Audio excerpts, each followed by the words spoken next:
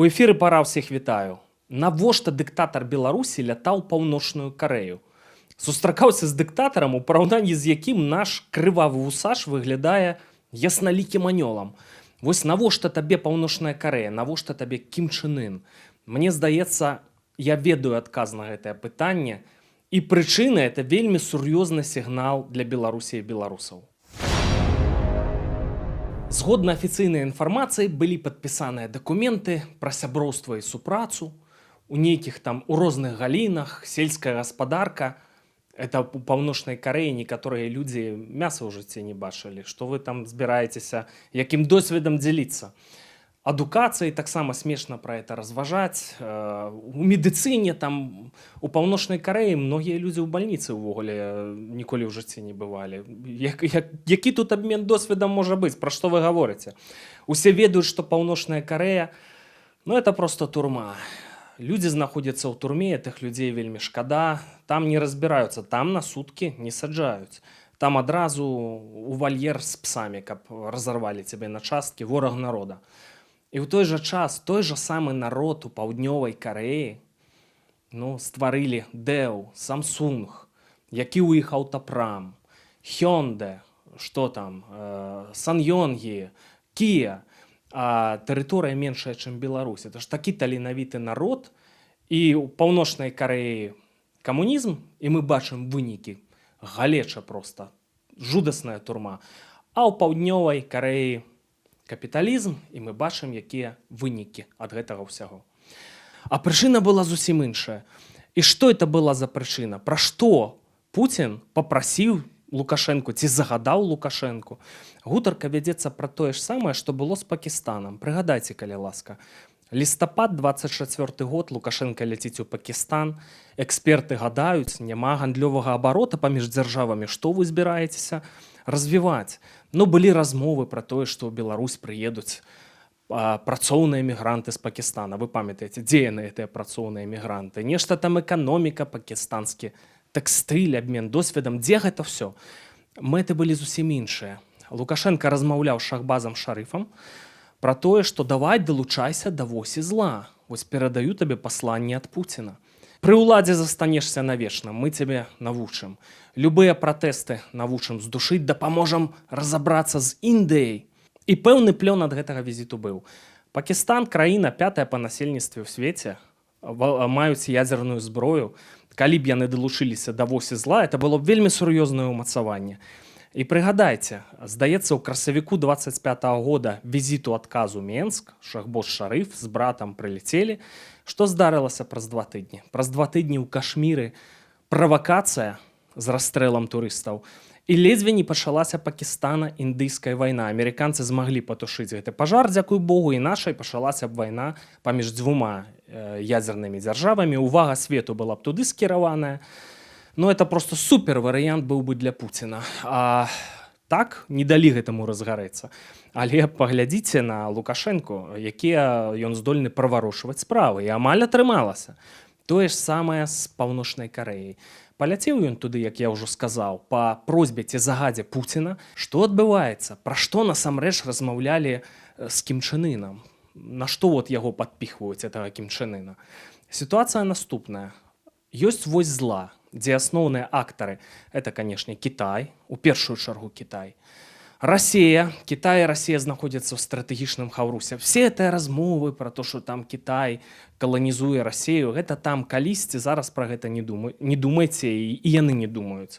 Самае важнае, што ў варыянце, скажам, Трэцяй сусветнай вайны, вось гэта стратэгічныя хаўруснікі, і Кітай менавіта так ставіцца да Расіі, бо ў Расіі ядравая зброя, пасіянарныя людзі гатовыя ісці на смерць, праўда, за грошы, у адрозненні ад паўночнакарэйцаў. І вуглевадароды можна дастаўляць у Кітай па сухапутнай мяжы. То бок стратэгічныя хаўруснікі. Трэці, скажем так, малодшы брат — это Цегеран, это Іран. І дзесьці побач Лукашэнка з акупаванай Беларусю і Кім Чен Ын, пакуль што з нявызначанай роляй. Таму што ён жа адчувае сябе божеством. Для яго ж Лукашенка ніхто. Памятаеце, у 25-м годзе ў пачатку была інфармацыя, што гэты візіт меўся тады адбыцца. І тады паўночна-карэйскі бок абвергнуў, што нічого такога не разглядаецца, хто это такі Лукашенко ўвогуле. Ну вось адбыўся гэты візіт. Дональд Трамп нанёс удар па Ірану. Вайну называюць вайной, вось вайна ў Іране. Паглядзім, як пойдзе эта вайна. Іран важны чалец восі зла. Калі амерыканцы атрымаюць поспех падчас гэтай вайны, это значнае саслабленне восі зла. Для Сі Цзіньпіна, для чырвонага прынца, для іхняй номенклатуры ідэя фікс это вяртанне Тайваня, так, які знаходзіцца ў арбіце Злучаных Штатаў Амерыкі. А чакаць там, пакуль партыя Гаміндан на Тайвані сама захоча далучыцца, вот, прыйдзе да ўлады цалкам і захоча далучыцца да кантынентальнага Кітая, это не факт, што такое здарыцца. Дык вось, у самім Кітаі чысткі генералітэта адбываліся менавіта таму, што вот ёсць планы Сі Цзіньпіна, но і многія генералы разумеюць, што не пацягнем, супраць гэтых планаў выступаюць. Давайце неяк мірна это все рэалізуем.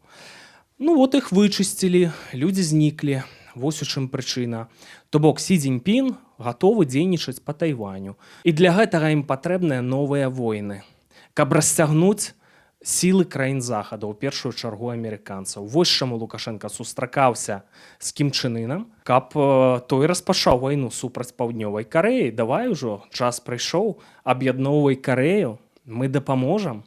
Нам патрэбна твая дапамога. Вось наш шанс, ідэалогія кантроля, будзем кіраваць усім светам, і ты адзін з самых крутых. І калі гэта пачнецца, нам зараз трэба сачыць за Карэяй. Яшчэ адзін пункт іхнага плана, это каб Расія дэстабілізавала Еўропу. Таму вось гэтыя размовы пра аперацыю па краінах Балтыі, якая будзе здзейсняцца ў тым ліку з тэрыторыі Беларусі, это далёка не фантазіі. Я перакананы, што гэта іхныя планы. Ну а для нас мы разумеем, рэгіянальная вайна, ці там развернецца трэцяя сусветная вайна. Мы ведаем, што адбывалася ў Беларусі падчас першай сусветнай, падчас другой сусветнай. Траціны насельніцтва няма пасля гэтай вайны. А з улікам, якая сёння зброя, так, як развіліся тэхналогіі, вы самі разумееце, наколькі гэта крытычны, фатальны, жудасны для нас варыянт. Ну вось і думайце, для чаго вось гэта імклівая мабілізацыя, калі прыносяць на працу павестку, і ты ў той жа дзень павінен з'явіцца і на вайсковыя зборы. Навошта гэтае пастаяннае вучэнне? Ці толькі яны абарончыя, ці сапраўды нешта рыхтуецца ў межах варыянтаў трэцяй сусветнай вайны? Ну і калі разгарацца гэтыя войны, і ўжо там краіны захада, ў першую чаргу ЗША, яны вымушаныя будуць дзейнічаць і па Карэі, уводзіць кантынгенты, так, дапамагаць паўднёвакарэйцам. І краінам Балтыі, таму што калі дэстабілізуюць Европу, там, вот, калі там акупіруюць, скажам, краіны Балтыі, ну все, у Расіі кантроль над Балтыйскім морам. А далей ужо Арктыка, так?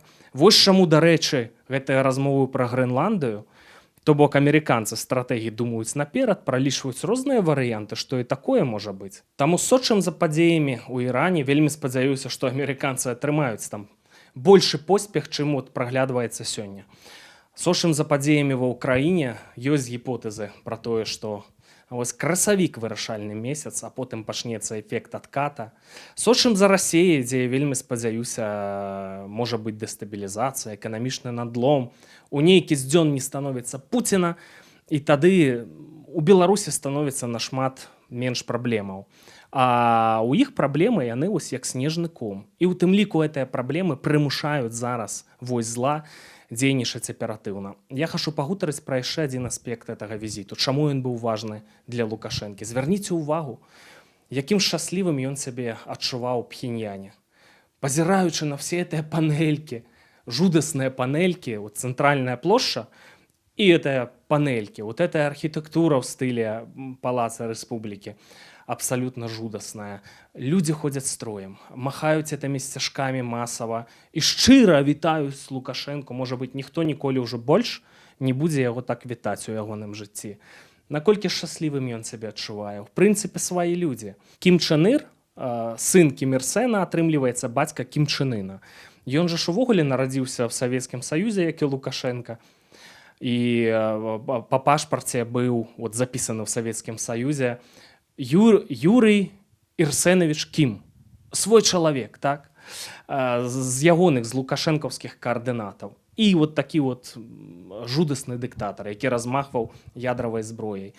І звярніце ўвагу, калі Лукашенко наведваў маўзалей, дзе там па рэшткі знаходзіцца Кім Ір Сена і Кім Чен Іра, ну наколькі ўстрывожаным ён сябе там адчуваў, з якім піетэтам, от як ён разважаў, ён глядзеў на сваю мару.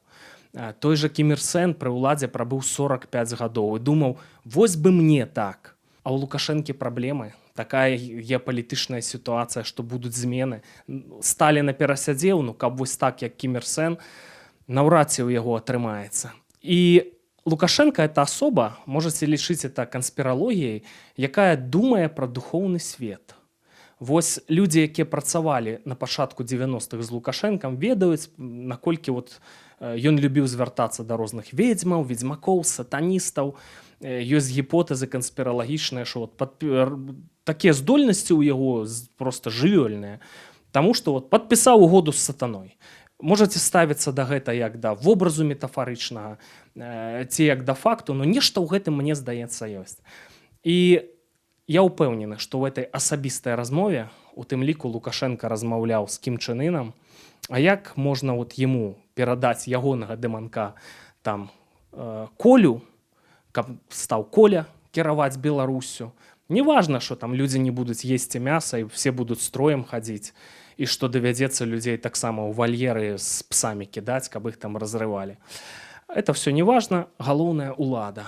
А потым дзеці Колі, каб прыйшлі да ўлады. Вось гэта мара Лукашэнкі, я перакананы, што вот менавіта пра гэта ён думаў, і ў тым ліку пра гэта з Кім Чен Ірам размаўляў. Але такая сітуацыя, што гэтыя планы не будуць рэалізаваныя. Геапалітычныя працэсы запусціліся. Усім актарам, гульцам, у тым ліку Злучаным Штатам Амерыкі, ёсць справа да Беларусі з-за важнага стратэгічнага становішча Беларусі. Многае вакол нас круціцца.